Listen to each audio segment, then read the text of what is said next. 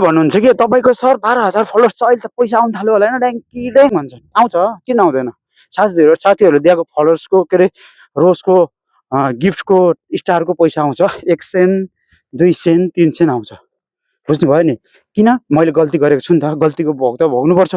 अरूले मेहनत गरेर फलोवर्स बढायो भने मैले पैसा तिरेर बढाएँ, त्यही भएर आजै भोग्दैछु। साथीहरू फलोवर्स किन्ने सोचमा हुनुहुन्छ भने प्लिज अहिले स्टप गर्नु है। फलोवर्स किन्ने सोचमा हुनुहुन्छ भने स्टप गर्नु है। तपाईँको मोनेटाइजेसन पनि हुन्छ, फलोवर्स नि बढ्छ, तर तपाईँको फलोवर्स कन्ट्रोल ल्याउन र तपाईँको भ्युज बढाउनलाई यति गाह्रो हुन्छ नि।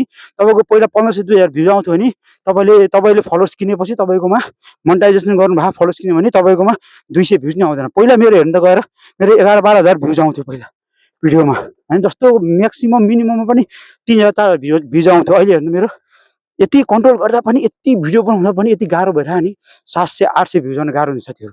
त्यही भएर प्लिज कोही पनि साथीहरू फलोवर्स किनेर मोनेटाइजेसन गर्ने सोचमा हुनुहुन्छ भने अहिले नै चुप लाग्यो भने अहिले नै बन्द गर्नु। मलाई मेसेज गरेर सोध्नु कति गाह्रो हुन्छ भने साथीहरू है त। हस्त जय देश जय नेपाल।